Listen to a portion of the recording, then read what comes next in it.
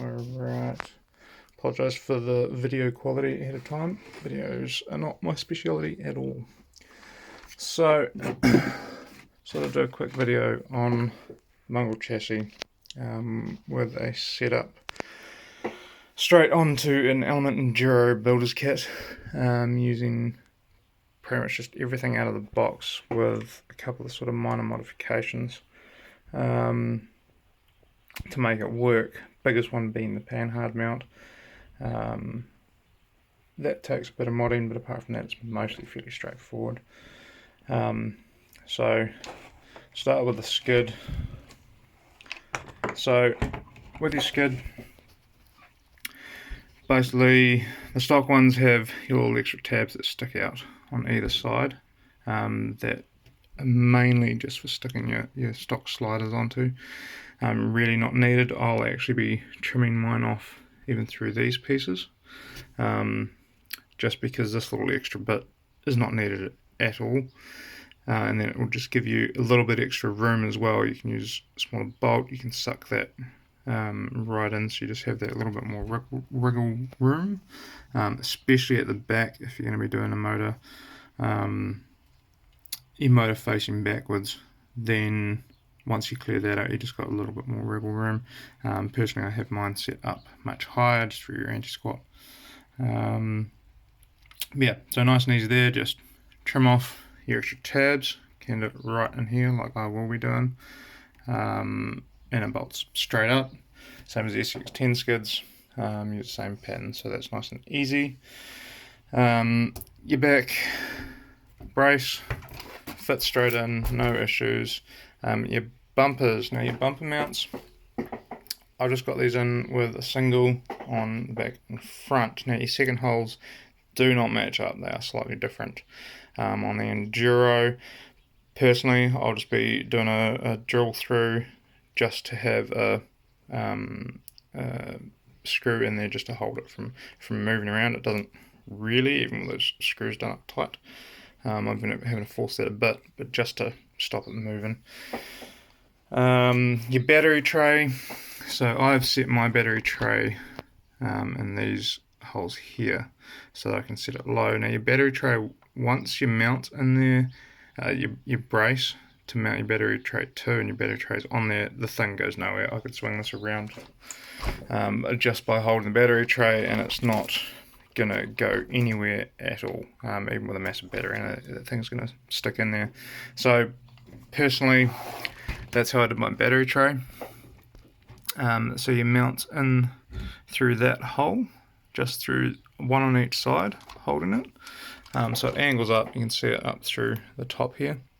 And then for actually mounting your battery tray, and this was just so that I could get it to drop further down in the chassis. So you could have it so the battery tray is sitting up here further, but I just want mine down, so right next to my motor. So I've got just the tiniest little bit of wiggle room, just dropping your weight down, using your top mounting holes only. Again, really it's all that's needed. You don't need 4 bolts in each of the brace and the battery tray to hold this thing in there nice and tight. So that one's nice and simple. Dual servo mount fits right in there perfectly. There's no issues with that at all. Now for your Panhard mount, that's where the large amount of modification comes in. So I've actually found that the G-Speed AR44 Panhard mount bolts up mint, and looks like it'll work perfectly for this setup. I'll be making my own Panhard mount for this particular setup. So your SSD servo mount and Panhard mount that I designed it to work with fit inside your chassis rails. So the SSD Panhard mount can't sit inside here. You can very easily set it up on the outside, and it would sit there pretty perfectly. I should go through, but it was this hole, and then you'd really easily just drill another hole through there and cut the extra piece off it. Normally they are that length, so it doesn't need to be that long. So that may be something that I'll look at doing, is just using the SSD Panhard mount, put on the outside instead of the inside, and just drill a hole through this part of the chassis through the Panhard mount, so that it just holds it there, and then cut off the extra bit so it's not going to get in the way of the shock or anything. But anyway, what I did just to make the stock Panhard mount work from the shock hoop is I just chopped up the shock hoop basically. So shock hoops are wider through here and longer obviously, so I just cut it so that it sort of fit nice and snug up against that, and then cut it at the back of this piece. I'll just grab the bit that I cut to show you what the other part looks like. Right, so this is the piece that I cut off. So normally that sits in behind that. Those two flat pieces there line up, and this the hole sits out back here. So I just cut mine, if that wants to show, right like that. Get rid of that piece. Now it doesn't sit 100% straight in here, so getting that to fit up to that hole did take a little bit of force. So pretty much I screwed this through from the other side before I got my servo in there, just to locate that, and then just by putting a little bit of pressure on it, I got that to sit perfectly as it would on your normal chassis there. So you have your two little tabs that sit either side of the chassis, top and bottom, and they still mount up. Now it does angle the Panhard forwards slightly, so it's not dead vertical down, which it should be.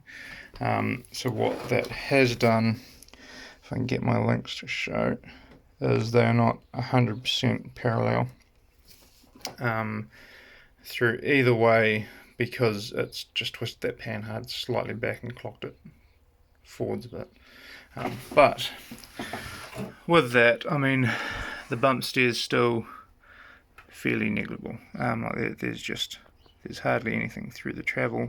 So as a stock setup, I mean, personally I'd run this with no issues and not worry about that having a problem with those two bolts through those spots on the stock Panhard. With it cut that way, it's going to hold it firm enough, and it's really not going to go anywhere.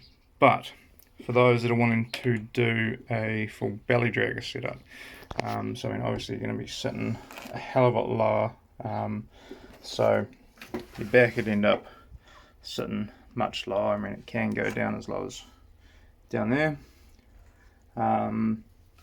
Your front with the stock Panhard mount cannot.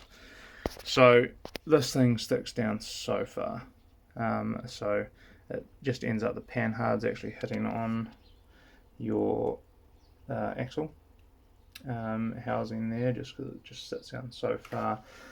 So personally, I'll just be making a Panhard mount that sits more flush, probably out of some aluminium L bracket or something like that, just to start with.